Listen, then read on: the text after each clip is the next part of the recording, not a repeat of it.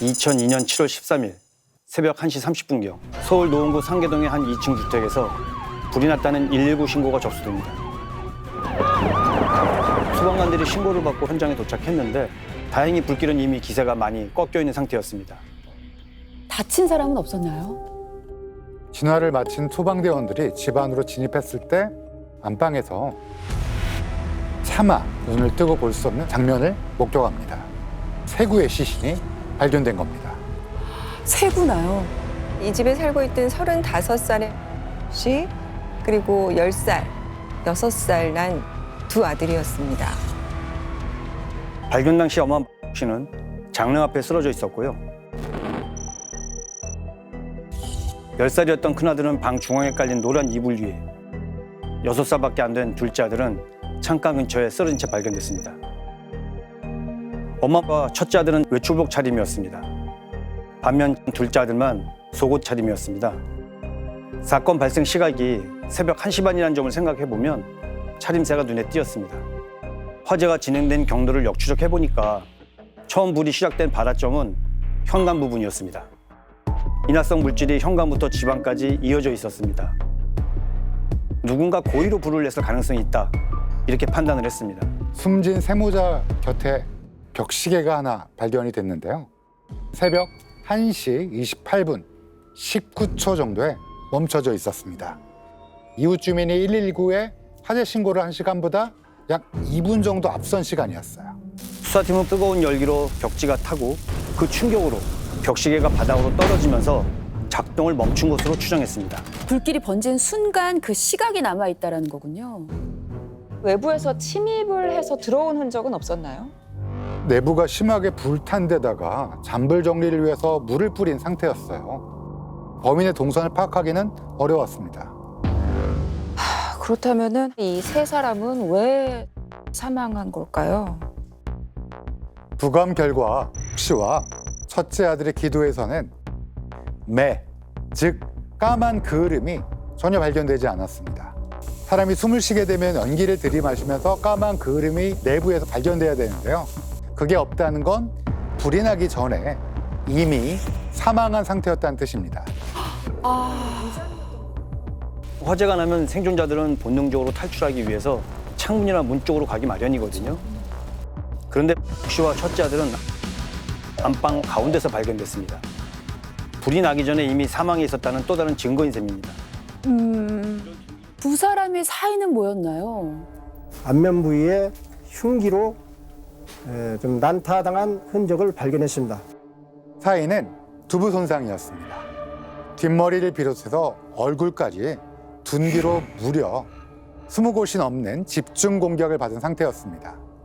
양손에는 무언가에 베인 듯한 상흔이 확인됐습니다.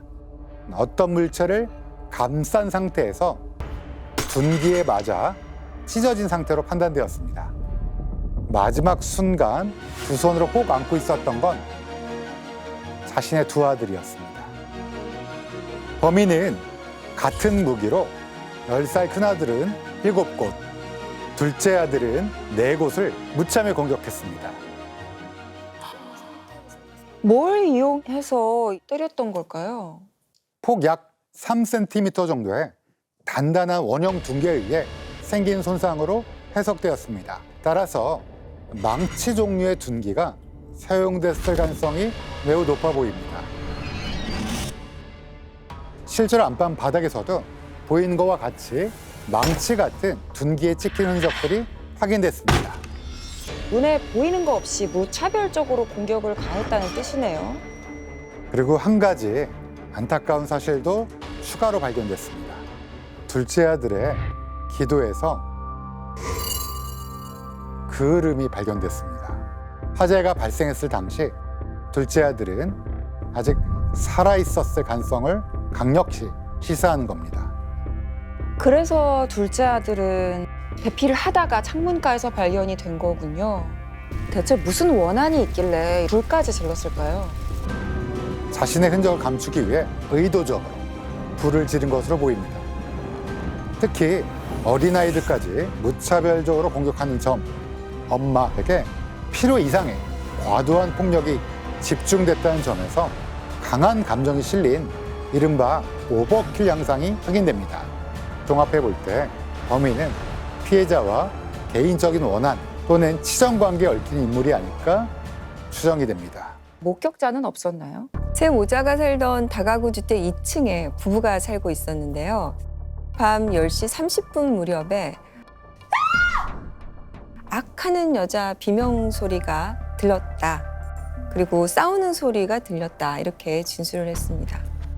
정확히 누구의 목소리인지는 모르겠다고 했습니다. 다만 누군가 심하게 다투는 상황이었고 유독 여성의 목소리만 들렸다고 했습니다. 이 집에 살던 또 다른 여성 주민도 밤 10시 30분쯤 밖에서 여자가 다급하게 소리 지르는 걸 들었다는 거예요.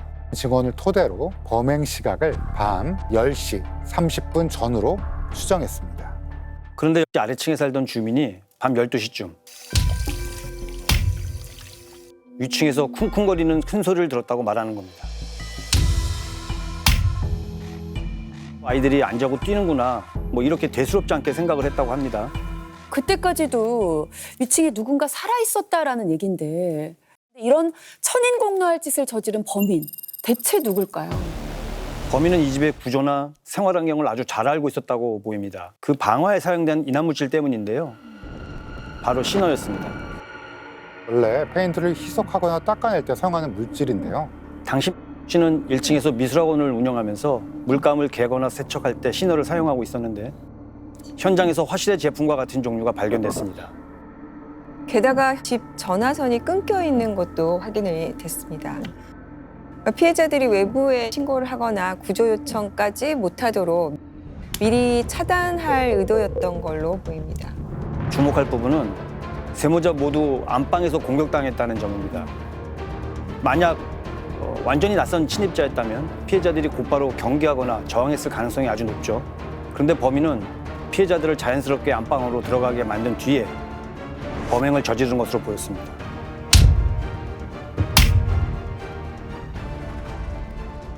다른 가족이 살고 있진 않았나요? 남편이자 두 아이의 아버지인 남 씨가 있었죠. 범인이 면식범이라고 한다면 남편도 여기에 해당되는 거 아닌가요? 그날 밤 남 씨는 집에 없었습니다. 지하철 역무원이었는데요. 사건 당일 오후 4시 30분쯤 서울 중구에 위치한 지하철역으로 출근을 했고요. 밤새 근무를 했다 이렇게 진술을 했습니다. 아담 씨가 근무하던 서울 중구의 지하철역에서 상계동 집까지는 차량으로 왕복 40분 정도의 거리였습니다.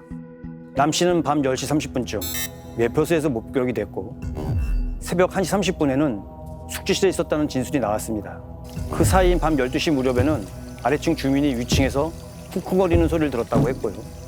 그래서 당시 수사팀은 남 씨가 동료들 눈을 피해서 근무지를 빠져나와 범행을 저지른 뒤 다시 아무 일 없었다는 듯 복귀하기에는 현실적으로 쉽지 않았다 이렇게 판단했습니다.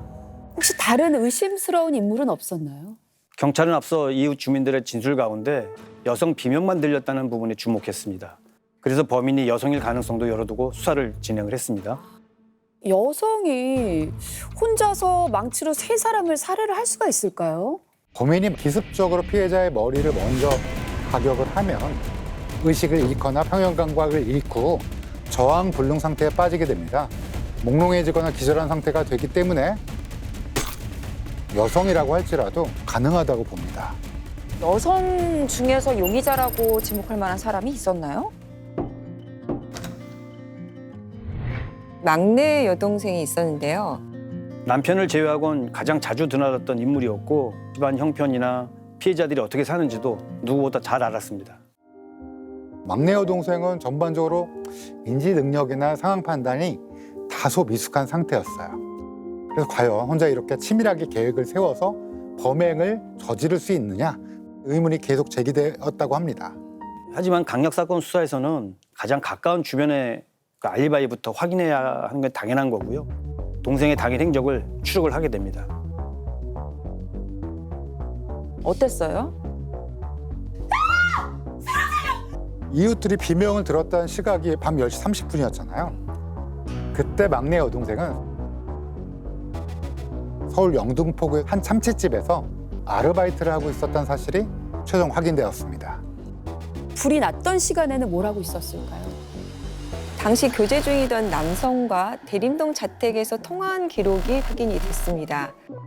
인지 능력은 둘째 치더라도 물리적으로 범행을 저지를 수 있는 시간, 거리 자체가 전혀 맞지 않는 상황이었던 거죠. 참 듣는 우리도 너무 괴로운데 유가족 분들도 참 참담하셨을 것 같습니다. 제정신이 아니었죠. 어떻게든 범인을 잡아야겠다는 생각에 용하다는 점집까지 찾아다녔어요. 그런데 가는 곳마다 자꾸 제부 이야기가 나오는 겁니다. 남편 말씀하시는 거잖아요. 전 지금까지도 제부가 마음에 걸려요. 동생 사고 소식을 듣고 지방에서 급히 올라와서 제부 차를 타고 가는데 여보세요? 아니 거기 보험회사죠? 보험회사에 전화를 하더라고요. 안 식구가 불이 나서 사망했다고. 아내랑 자식이 한순간에 가버린 마당에 보험회사에 전화할 정신이 어디 있습니까? 내가 다른 거는 오래돼서 다 잊어버려도 그날 차 안에서 보험금 물어보던 제부 모습만큼은 지금까지도 잊을 수가 없어요. 당시 씨와 두 아이의 명의로 가입된 보험이 여러 개 있었는데 사후 남편 남 씨 앞으로 지급된 총 보험금은 3억 원가량이었습니다. 정말 그 보험금 때문에 아내와 아이 둘을 죽였을까요?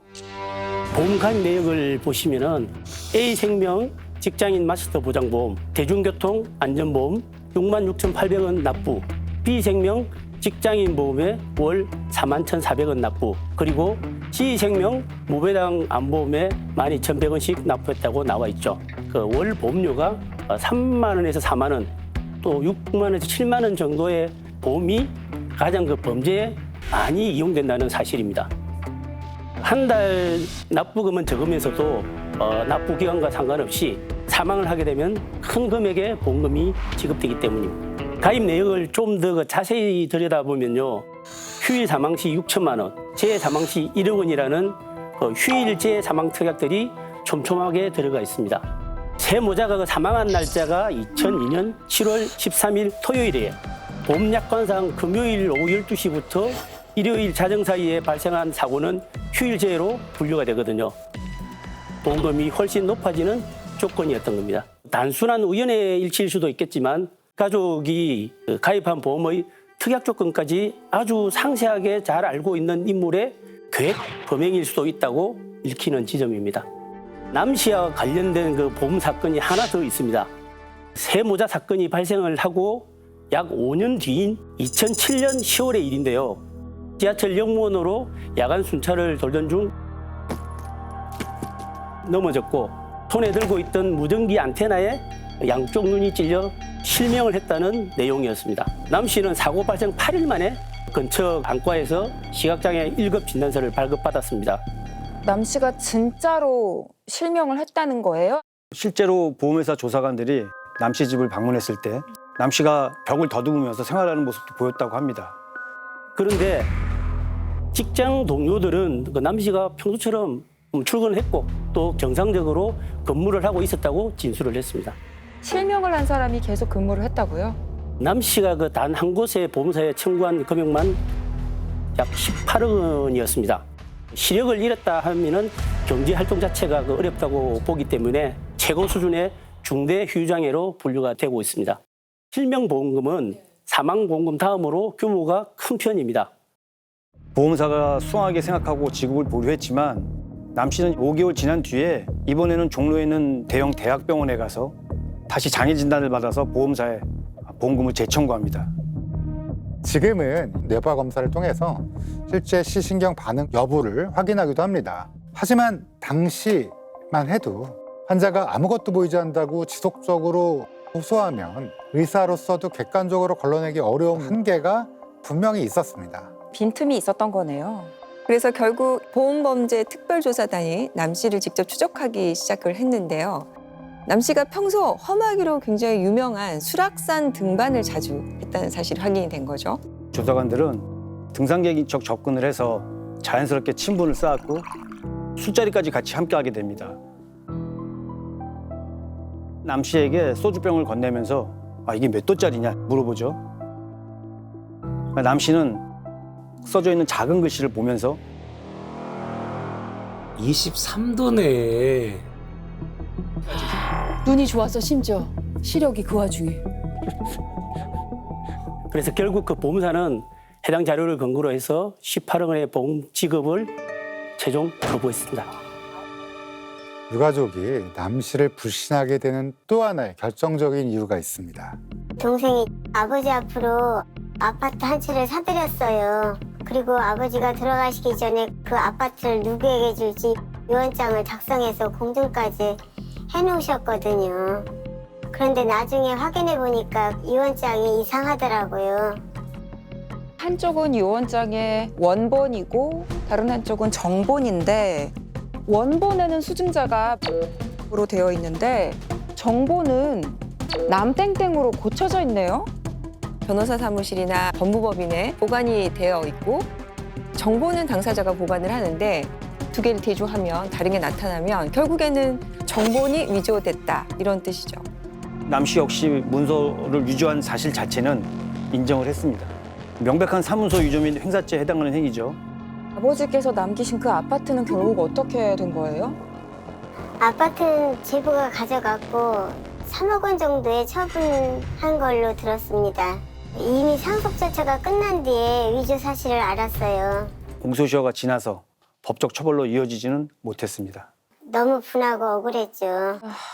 남 씨의 이런 대담한 문서 위조 행위에 처가의 유산에서 끝난 게 아니에요. 옥 씨가 사망하고 몇 년 뒤에 남 씨가 다른 여성과 재혼을 했는데요. 그 두 번째 아내와 또다시 이혼을 하는 과정에서 수천만 원짜리 가짜 차용증을 위조했다가 법적 처벌까지 받게 됩니다. 계속 뭔가 재산을 노리고 사기를 치는 사람이네요. 동생이 죽은 뒤에도 제부에 대해서는 계속 안 좋은 이야기들만 들려왔어요. 그래서 저는 지금까지도 제부가 늘 마음에 걸립니다. 수사가 막혔을 때 가장 먼저 해야 할 것, 처음으로 돌아가는 겁니다. 당시 씨는 노은역 근처에 있는 부동산 중개사 학원에 다니고 있었습니다. 수업을 마친 밤 10시 3분쯤 학원 근처 서점에서 부동산학 개론책을 구매한 것이 확인됐습니다. 밤 10시 15분쯤 단골개역에 도착한 것으로 봤습니다. 약 5분 뒤인 밤 10시 20분 무렵에는 단골 미용실 원장이 씨가 집 방향으로 걸어가는 모습을 봤다고 진술했습니다. 당시 옷차림도 사망 당시에 입고 있었던 옷과 일치했고요. 밤 10시 25분 전후 귀가했을 것으로 보입니다. 이 사진을 한번 봐주시죠. 부엌에는 먹다 남은 밥과 반찬이 그대로 남아 있었습니다. 밤 10시 25분쯤 쌀을 씻고 밥을 안친 뒤 아이들과 식사를 마치기까지를 계산하면 아무리 빨라도 밤 11시가 넘었을 것으로 추정이 됩니다. 여기 보시면 쌀밥과 보리알이 섞여 있잖아요. 부검 결과 그 위 내용물을 확인해 보면 세 분 모두 쌀밥과 보리알이 뚜렷하게 식별될 정도로 남아 있었습니다. 식사를 마치고 최소 30분에서 1시간 이내에 사망을 해서 더 이상 소화가 안 되니까 그대로 유지됐다. 이렇게 봐야 될 것 같습니다. 기존에 우리가 추정했던 범행 시각이 10시 반이었잖아요. 그거랑은 안 맞는 거네요. 사건 당일 들려왔던 소리가 하나 더 있었죠. 바로 1층 세입자가 들었다던 밤 12시 무렵의 쿵쿵 소리. 안방 바닥에는 망치로 찍힌 흔적들이 선명하게 남아 있었는데 바로 이런 흔적이 남는 과정에서 발생한 소리였을 가능성을 생각해 볼 수 있는 겁니다. 사건 기록을 다시 들여다보니 사건 당일 밤 12시 30분경 이 집 전화로 카드사 현금 서비스 잔액을 조회한 기록이 남아 있었던 겁니다. 당시 ARS로 현금 서비스를 조회하려면 카드 번호뿐만 아니라 주민등록번호와 카드 비밀번호까지 모두 알아야 했습니다. 즉, 그 시간까지 살아 있었거나 혹은 개인정보를 잘 알고 있는 면식범이 자정이 넘도록 집안에 머물러 있었을 가능성을 충분히 보여주는 부분입니다. 그런데 그 시간에는 남편 남 씨의 알리바이가 있지 않나요? 남 씨가 근무하던 서울 중구의 지하철역에서 상기동 집까지는 심야 시간 기준 차량으로 편도 약 20분 거리였습니다. 밤 11시 10분쯤 동무 영무원이 남 씨와 함께 수금을 했고 이후 새벽 1시 40분쯤 숙직실에서 자는 모습을 봤다고 진술합니다. 2시간 30분 정도가 비는 건데 이 사이에는 남 씨를 본 사람이 한 명도 없는 거예요? 없습니다. 집까지 왕복 지금 40분이잖아요. 그럼 범행이 충분히 가능한 시간 아닐까요? 게다가 당시 야간에는 영무원들이 열쇠만 있으면 셔터협의 출입문으로 충분히 드나들 수 있는 구조였습니다. 남 씨가 그무지를 잠시 이탈했을 가능성 역시 완전히 배제하기에는 어려운 상황이었던 거죠. 너무나도 유력해 보이는 용의자가 있는데 왜 이 사건은 아직도 미제로 남아 있는 거죠? 그게 역설적이게도 시간 때문인 것 같아요. 그때 안방 바닥에 떨어져 있던 시계, 멈춰 있던 시간이 새벽 1시 28분 19초였죠. 수사팀은 그 시점을 화재가 본격적으로 확산한 시간으로 판단했기 때문에 남 씨가 지하철역 숙직실에서 자는 모습을 동료가 목격한 시간이 새벽 1시 40분쯤이었죠. 사건 현장인 상계동 집에서 중구의 근무지까지는 아무리 한밤중이라고 해도 차로 최소 20분은 걸리는 거리였습니다. 결국 시간 계상상으로만 보면 남 씨가 범행 후 방화까지 저지르고 다시 근무지로 돌아가기엔 물리적으로 쉽지 않은 상황이었던 거죠. 그런데 이후 화재 현장을 정밀 감식하던 과정에서 전문가들이 이상한 흔적 하나를 발견하게 됩니다. 소방대원들이 새벽 1시 30분경 현장에 도착했을 때 일부러 화염은 보이지 않았고 검은 연기만 분출되고 있었다고 기록돼 있습니다. 신너 같은 석유계 물질이 불완전 연소가 일어나면서 검은 연기가 많이 발생하는 특징도 있습니다. 적어도 신고 당시 집 전체가 활활 타오르는 상태는 아니었고 집안 창문이 모두 닫혀 있었던 걸로 보이는데 밀폐된 공간에서는 불이 타는데 필요한 산소가 부족해질 수가 있습니다. 주변에 탈만한 물질이 많지 않거나 산소가 부족한 경우에는 불이 한꺼번에 번지기보다는 작은 불씨나 훈소 형태로 남아 천천히 진행될 수도 있습니다. 멈춘 시계가 가리킨 시각의 의미, 이거 달라질 수도 있겠네요. 그렇죠. 거실 벽면에 거북등 모양으로 갈라진 흔적들이 보이실 겁니다. 유독 위쪽은 균열이 굉장히 심하고 아래쪽은 내려올수록 덜하죠. 이건 불길이 위에서 아래로 서서히 내려왔다는 것을 의미합니다. 범인은 거실을 가로지르며 신호를 뿌린 뒤 현관에 불을 질렀고 그 불을 한동안 거실 창문 쪽으로 태웠던 것으로 추정됩니다. 그 이후 거실 창 쪽에서 불길의 흔적이 뚝 끊겨요. 그리고 다음으로 확인되는 화염의 위치는 천장입니다. 창 쪽에서 타던 불길이 갑자기 어떻게 천장으로 옮겨가게 되죠? 당시 창가에는 커튼이 길게 설치되어 있었던 걸로 보이는데요. 이 화염이 그 커튼을 타고 천장 방향으로 급속도로 올라갔을 가능성이 있습니다. 특히 이 집은 그 천장이 위로 솟은 박공 구조의 형태였기 때문에 뜨거운 열기가 상층부에 오래 체류하기 쉬운 구조였습니다. 결국 불은 위쪽에서 계속 천장을 태우고 있었고 그 열기가 벽면 아래와 시계 위치까지 내려와서 태우는데 상당한 시간이 걸렸을 것으로 추정할 수 있습니다. 위쪽으로 올라간 열기와 화염이 천장 부근에 오래 머물렀다면 시계의 열이 전달되는 시점 역시 생각보다 늦어질 수 있다고 판단합니다. 벽시계가 멈춰있던 그 1시 28분이라는 시각이 불이 나자마자의 시간이 아니라 불이 한참 나고 난 이후의 시간, 그러니까 범인이 현장을 떠난 이후의 시간일 수도 있다는 거네요.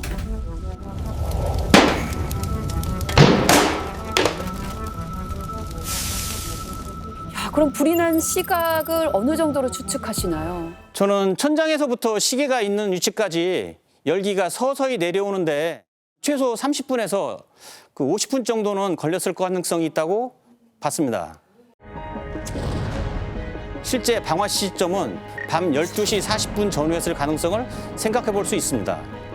무엇보다 남 씨는 물리적으로 범행이 불가능하다고 했던 그 기존의 판단에 의문이 생기기 시작한 겁니다. 그런데 남 씨를 범인으로 특정할 만큼의 결정적인 증거가 확보되진 않았습니다. 형사 사건은 사실 의심만으로는 처벌할 수 없어요. 그래서 분명히 가능성이 있다. 그렇지만 범행을 확정하기에는 어려운 부분이 분명히 있다고 봅니다. 그럼 이 사건 공소시효 어떤가요? 네, 살인죄 공소시효가 완전히 폐지됐기 때문에 시효는 무기한 남아 있습니다. 지금이라도 결정적인 제보나 새로운 진술이 나온다면 언제든 정식 재수사가 개시될 수 있는데요. 이 사건에 대해 작은 기억이라도 갖고 계신 분들 혹은 방송을 보고 떠오르는 단서가 있는 분들이 계시다면 꼭 제보해 주셨으면 합니다. 이 장김재 사건은 결국 아주 사소한 기억 하나가 맡겼던 사건의 흐름을 다시 움직이게 하는 경우가 아주 많습니다. 언니께서는 오랜 시간 이 사건을 가슴에 안고 살아오셨습니다. 꼭 전하고 싶은 말씀이 있을 것 같습니다. 20년이 넘도록 제 동생 사건은 아직 해결되지 못하고 있습니다. 시간이 이렇게 많이 흘렀는데도 저는 아직도 그날을 잊을 수가 없어요. 그래서 오늘 이 자리에 나오게 됐습니다.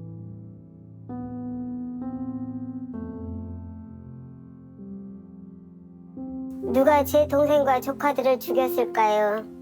부디 꼭 진실이 밝혀지기를 간절히 바랍니다. 꼭 부탁드립니다.